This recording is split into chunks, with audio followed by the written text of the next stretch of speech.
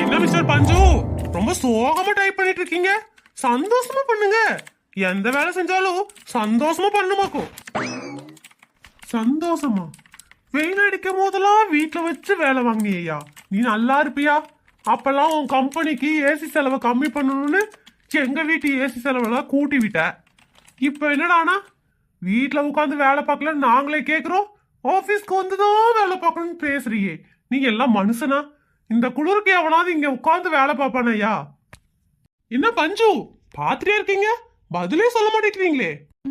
Nothing sir, I am very happy. Happy happy. எனக்கு தெரியும். நீங்க வீட்டுல உட்காந்து வேலை பார்க்கறத விட ஆபீஸ்க்கு வரதான் ஆசைப்படுவீங்க. அதனாலதான் உங்களை ஆபீஸ்க்கு வர சொன்னேன்.